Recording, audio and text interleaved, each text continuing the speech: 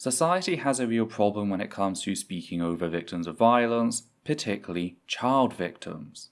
Indeed, the "won't somebody please think of the children" thing was already a satirical meme in 1996, and things have only continued to get worse, particularly among anti-LGBT+ hate groups hell-bent on eradicating queer youth. And whilst the burden shouldn't fall upon said youth to tackle said hatred, it's important to take a step back and listen when said children are in the room telling us how said violence is impacting them. That's what we're going to be doing today, listening to the brave youth who recently shut down the LGB Alliance's 2024 hate conference.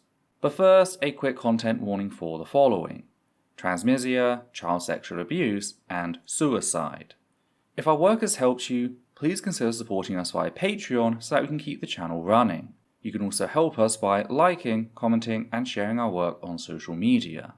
Hi there, my name's Ethel Thurston, she, her, they, them, and we're here to listen to the trans teens who recently shut down the LGB Alliance hate conference. Now, if you haven't seen it, we already did a video going over the LGB Alliance's 2024 conference, specifically how said conference, which has a documented history of sexualizing trans teens, was attended and supported by none other than J.K. Rowling.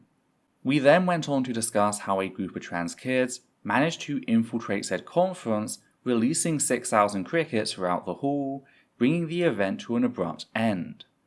Those kids, who currently seem to be represented by the group Trans Kids Deserve Better, have released a series of statements to Reddit and Twitter, and it's those statements we'll be reading out. Though before we do, I need to reiterate my closing point in our previous video, namely that said children should never have been forced into a position in which they had to endanger themselves to shut down those who seek to do them harm. The LGB Alliance not only has a documented history of sexualizing minors, if we could just pay the Bailey tax. Up and down the country and around the world, girls are removing breasts that have never known a lover's caress. It is run by people who work alongside far-right groups such as the Heritage Foundation, who promote old-school narratives attacking all LGBT+ folk, and the LGBA was even founded by people who have framed gay people, gay teachers in particular, as being inherently predatory. Point is, this was a dangerous task to undertake, and we shouldn't lose sight of that fact. Thankfully the children weren't severely harmed, with the only harm having been reported being the couple who were grabbed by security and handed to police before being released. But things could have gone so much worse, which is why it should be on us, the adults of the community, to step up our direct action so that they don't feel the need to put themselves in harm's way. With that made clear, let's move on to the statements, starting with Joker, who wrote that quote: "I took part in the cricket's action because I am tired of having others think they know better than us. I am angry. The LGB Alliance are an organization full of hatred towards trans people and spread misinformation about the trans community. Before we had set the crickets off, the conference was heavily based around transphobia, and our identities were seen as a topical debate and a way for them to express their bigoted views. Had we not shut it down, the outcomes from this conference would have been harmful for so many trans youth around the UK. The current climate for trans people in the UK is dangerous. More and more do we hear about our rights, our dignity and our healthcare taken away, with organisations like the LGBA, who have a huge influence in politics, trying to stifle our voices, pretending that they know best for us. No one knows what's best for us other than ourselves, but we will not be oppressed. We will raise our voices loud and continue to take forms of direct action. We will continue to fight with love and rage. Signed, Joker." End quote. A rather strong start to the testimonies, letting people know full well who the LGB Alliance are and what they're about, that the kids didn't stop things immediately, that they sat there and listened, only to have their worst fears confirmed. They then highlight the danger posed by the far right in the UK, including the LGBA, which has historically silenced voices like theirs. Next we have Badger, who stated that, quote, "Going to the LGBA conference solidified to me that, at best, TERFs are miserable, worse-minded people who want to cause harm to others, or, at best, people who try very desperately to make their voice heard, to feel like good feminists, and end up hurting kids' lives instead. I'm so tired of it at this point. Those closest in my life have ruined our relationships. Their reluctance to care about me has torn out pieces of my love, my sanity, my safety, and my fucking peace of mind. What transphobic people do is make it hurt to exist, to make breakfast, to study, to talk to friends and family. They put a voice in your head that tells you why you deserve to die. They put laws into place that make kids commit suicide. That's why this action was needed. We refuse them killing us. Our lives and our voices are going to be heard. They can't silence our joy forever." Signed Badger, end quote. I feel for them on this. I've been tackling the topic of transmedia in society since around 2012. That's more than 10 years at this point. I saw how things seemed to get better for a while around 2014, what became known as the trans tipping point, only for reactionaries to go all out in pushing things back. And not just for trans people, but all LGBT+ folk. I actually did a second video on the LGBA 2024 conference, this time relating to one of their attendees, Baroness Emma Nicholson, who feels so comfortable in her bigotry that she not only mocked anti-trans hate crime, but publicly blamed gay people for the deliberate spread of AIDS to children. It really goes to show just how far back we've gone. And Badger is completely right in how this atmosphere of hate and intolerance drains everything you do. It's hard to go about life as if all is okay, when it's so very clearly not okay. It's hard to push forward when members of your community are burning out and breaking down. That's why every act of self-care, no matter how seemingly small, is political under a system of oppression. So if you're someone who feels like you're not doing enough, especially if you're a kid, take to heart the fact that you getting up and living your life is an act of defiance.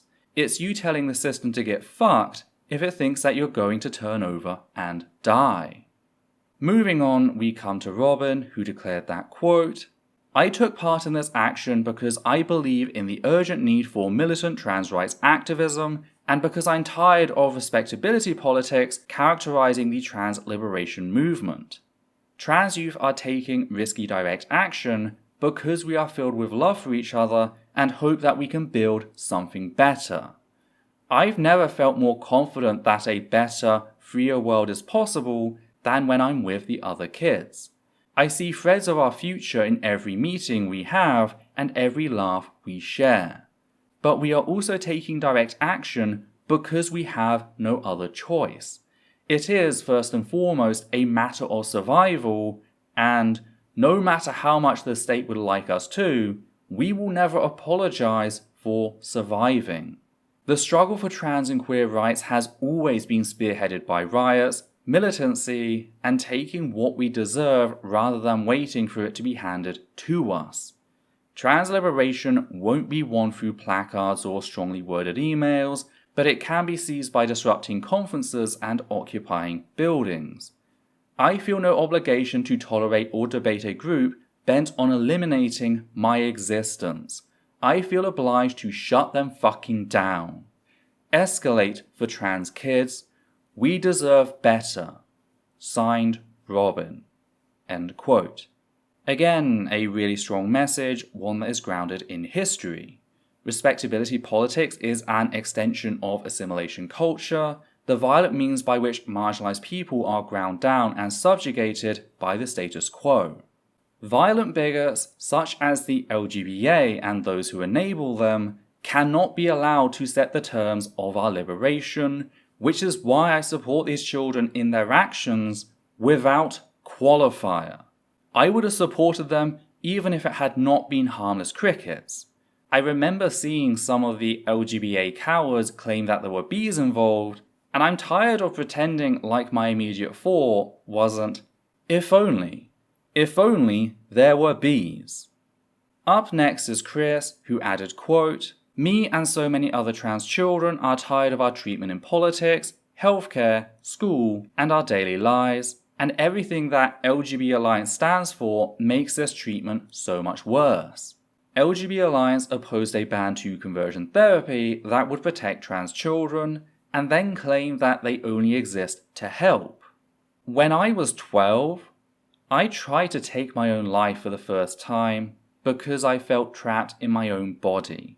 And with the NHS waiting list being so long and private gender-affirming care being so expensive and getting harder to access, I came to the conclusion that I would never be able to medically transition.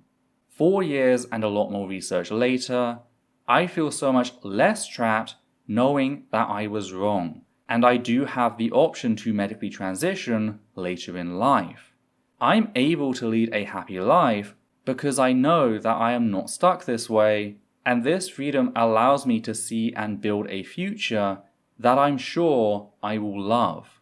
LGB Alliance wants to take the possibility of medical transitioning away from trans people, and this terrifies me. The idea of being trapped in this body that doesn't fit me with no possibility of change is so scary to me, and I wanted LGB Alliance to see and understand even just a little bit of that feeling. I took part in this action because being trapped in a body you don't belong in feels like being trapped in a conference room full of crickets. Signed, Chris. End quote. This one was especially difficult to read for what are hopefully obvious reasons. We were one of the first and few outlets to cover the Tavistock 16, that is the 16 children who took their own lives following the now overturned 2021 ban on puberty blockers. The fact that the government knew that this was the cost of blocking gender-affirming care, yet went ahead and did so again this year, is why I don't feel the need to disclaimer nor qualify the action taken by said children to fight said violence, said doom. The children didn't pick this outcome. Gender-critical fascists did, and just like the fascists of World War II, deserve everything and anything that comes their way. My heart goes out to Chris with regards to the violence they and many other trans children were forced to suffer. Moving on, we have Goose, who said, quote, "I took action against LGB Alliance because we cannot allow them to have space to discuss how to make us suffer. Disrupting these gatherings is an act of self-defense. LGBA operate from Tufton Street, meaning while they take to mainstream media to say they're being silenced, they permeate the political system and influence the politicians with the power to decide if we live or die. I've taken all the measures the establishment will allow me. Written to my MP, gone on marches permitted by the Met Police, but we won't achieve shit against the establishment unless we disregard their rules entirely. Only when we disrupt and disobey do we tangibly challenge the power of oppressive systems. Only when we take a sledgehammer, or 6,000 crickets, to the institution do we truly shake its foundations. The LGB Alliance may accuse us of not knowing our history, but I know we carry upon our shoulders a legacy of queer resistance. Trans kids deserve better, honors our queer and trans trailblazers, and that is fucking powerful. Signed, Goose." End quote. Well done on Goose for noting the LGBA's far-right connections on Tufton Street. Well done on also explaining to anyone willing to listen that you've already taken every permittable avenue, only for you and your peers to continue to be targeted and harmed at every turn. Next is Zeds, who stated, quote, "We spend so long feeling defenseless, watching terrorists and transphobes and government officials attack us and deny us our rights and beat us into the ground with no material opposition to the vast power of transphobia in the UK right now. This action was so important to me because it proved that a transphobic group working out of Tufton Street with vast amounts of funding and support from powerful people can be stopped by a group of kids with crickets in their pants. And that is so powerful because it means we don't just have to sit by and watch our community suffer, feeling powerless. We can take action against this hatred with the power and love in the trans community, and we can fucking win. This action was also important to me because I believe the crickets should have the chance to participate in activism just as much as humans. Signed, Zeds. End quote. Once again, noting the far-right connections and money behind the LGBA's hate movement. It's also a good reminder of just how little is actually needed to disrupt violent systems. You don't need to be some sort of trained agent, you just need some crickets or a can of soup. Soup for the family. It's also good to have a positive message that we can beat this if enough people set their minds to doing so. Which brings us to the final statement by Rings, who said that, quote, "We are taking action because we are left no other choice. In a world where we have to live knowing there are groups full of unadulterated hatred towards us, watching as our friends die and our rights are either stripped away or never come to existence at all, we can't just sit and hope for better days ahead. It's terrifying, but just existing as myself is terrifying too, so I may as well channel my fear into putting up a fight. The very facts that we're willing to risk so much should speak to how little we have to lose. I wanted to make LGBA feel a fraction of the fear that we have to live our lives with, while they mock us, dehumanize us, and deny our existence. They don't deserve the satisfaction of our silence. I want to see a world where I can feel safe when I go outside, where my best friend can feel proud in her identity as a trans woman, where I don't have to talk 13-year-olds out of ending things. No one else seems to care, so we're going to make that world for ourselves, and it's going to be beautiful." Signed, Rings. End quote. Again, another one that is incredibly difficult to read.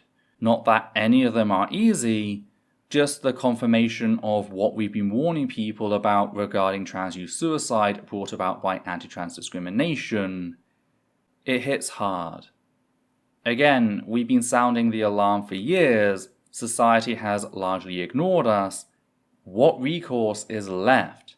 There needs to be a reckoning for said crimes, and the sooner that happens, the less dead children there will be.